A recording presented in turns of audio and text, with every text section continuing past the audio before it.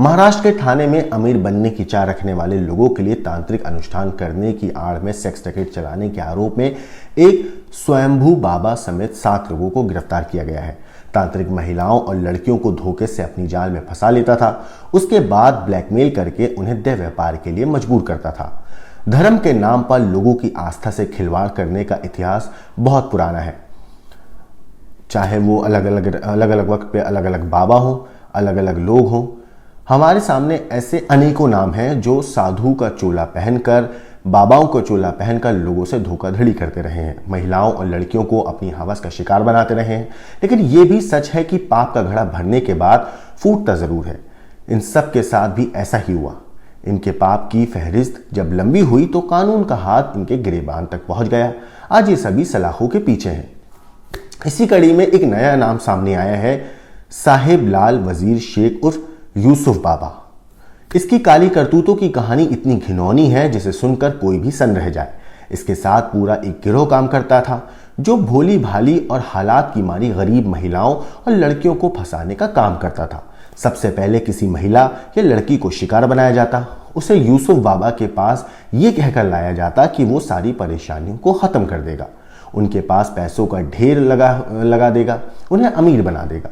यूसुफ बाबा सबसे पहले अपने शिकार को झांसे में लेता, इसके बाद काले जादू के नाम पर तांत्रिक अनुष्ठान करने की बात कहता। इस अनुष्ठान में महिलाओं से कपड़े उतरवाकर निर्वस्त्र होने के लिए कहा जाता।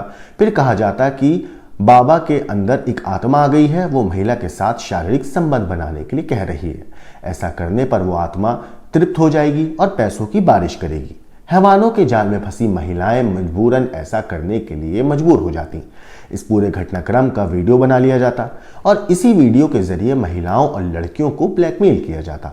उन्हें दूसरे लोगों के साथ सोने पर मजबूर किया जाता।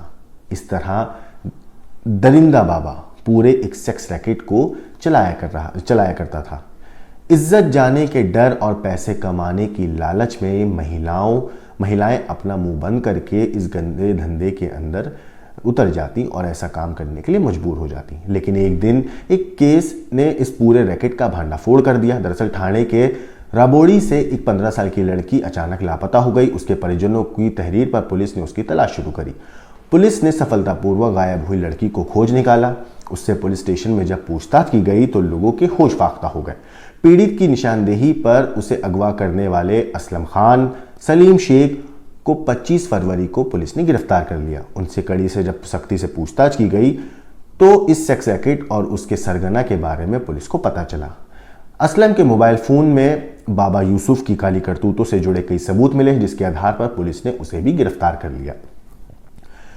लेकिन इस पूरे मामले पर पुलिस के मुताबिक इस गैंग के निशाने पर गरीब महिलाएं होती थीं।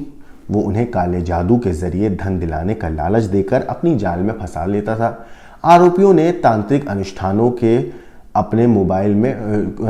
के जो वीडियो थे वो अपने मोबाइल में रिकॉर्ड कर लेते थे, जो उनके फ़ोन में पाए भी गए हैं पुलिस को। पुलिस इस पूरे मामले पर पुलिस का कहना है कि इस गैंग ने 17 से ज़्यादा महिलाओं को फंसाया था।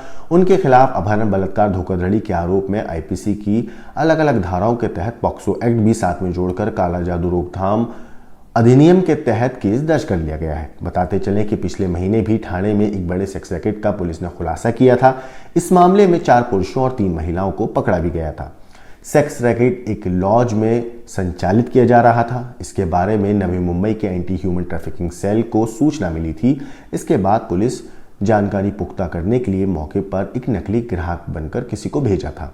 जब ये बात कंफर्म हो गई कि सूचना सही है तो पुलिस ने नेरुल क्षेत्र के शिरावने में राज इन लॉन्चिंग एंड बोर्डिंग के परिसर पर छापा मार दिया था। पुलिस टीम ने 3 एजेंटों के साथ ही लॉज के मैनेजर को गिरफ्तार कर लिया। इस दौरान पुलिस को 3 महिलाएं भी मौके पर मिली, जिनसे जबरन देह व्यापार कराया जा रहा था। महिलाओं को एक आश्रय स्थल में भेज दिया गया। पुलिस इंस्पेक्टर ने जो इस पूरे मामले पर जांच अधिकारी थे, पुलिस इंस्पेक्टर पृथ्वीराज घोरपड़े, उन्होंने बताया था कि इस पूरे सेक्स रैकेट और फिर जो चलाया जा रहा था वो व्हाट्सएप के जरिए चलाया जा रहा था। वो व्हाट्सएप के जरिए बात करते, इसके बाद महिलाओं की तस्वीरें भेजते। सौदा तय होने पर ग्राहकों को लॉन्ज में रूम बुक कराने को कहा जाता और वहाँ महिलाओं को वो भेज दिया करते थे।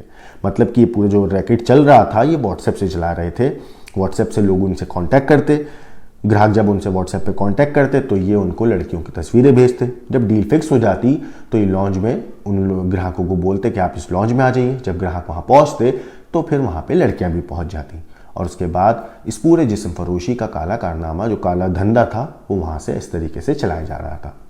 फिलहाल पुलिस इन सारे आरोपियों को गिरफ्तार कर चुकी है और इनके खिलाफ सख्ती से कड़ी इनको सज़ा दिलाने की पुलिस भी कोशिश करेगी और हम भी आशा करते हैं कि इन जैसे हैवानों को, दरिंदों को, सनकियों को, हवस के पुजारियों को सख्त से सख्त सज़ा मिले। इस स्टोरी के ऊपर आपका क्या कहना है, आपका क्या सोचना है, हमें कमेंट करके ज़रूर बताइएगा। बाकी देश और दुनिया की क्राइम की खबरों के लिए देखते रहिए।